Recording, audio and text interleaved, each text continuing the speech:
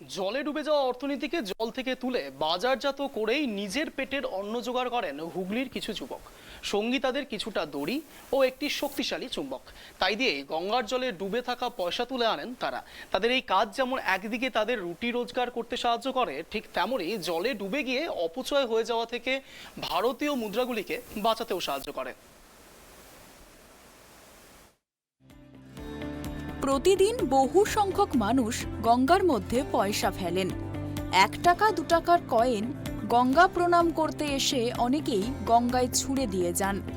যে পয়সাগুলি গঙ্গায় ফেলা হচ্ছে সেগুলির সলিল সমাধি ঘটে। তবে বর্তমানে রোজগারের তাগিদে কিছু মানুষ চুম্বক নিয়ে গঙ্গায় নিজেদের কিসমত চমকানোর চেষ্টা করে।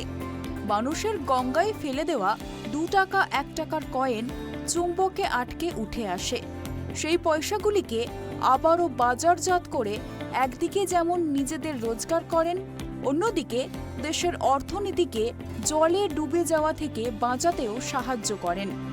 গঙ্গার পার বরাবর এরকম বহু সংখ্যক মানুষ দেখা যায় যারা বেকারত্ব দূর করার জন্য এই ধরনের কাজ করে থাকেন। সেই রকমই একজন মানুষ হলেন সুজয়।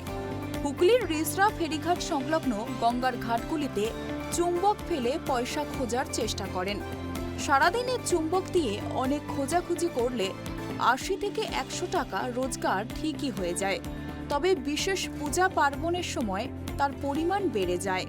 সুজয় জানিয়েছে, তার জুট মিলের কাজ বন্ধ হয়ে যাবার পর থেকে তিনি চুম্বক নিয়ে গঙ্গায় পয়সা খোঁজার কাজ করেন।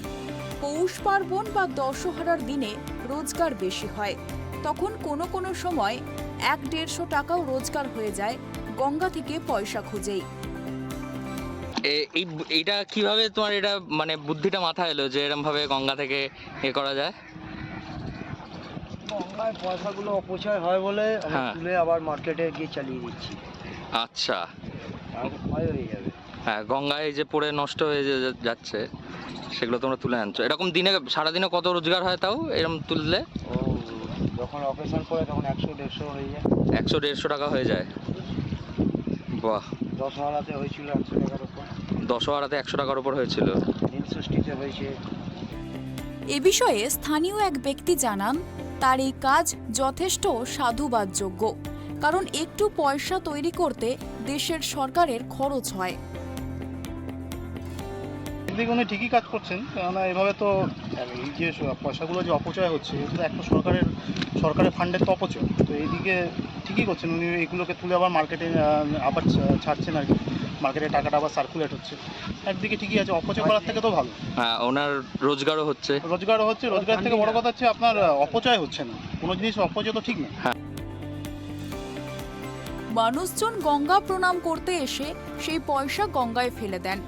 যদি না সুজয়ের মতো মানুষেরা চুম্বক নিয়ে পয়সা তুলে আনতো, তাহলে সেগুলি গঙ্গাতেই তলিয়ে যেত এবং অপচয় হতো।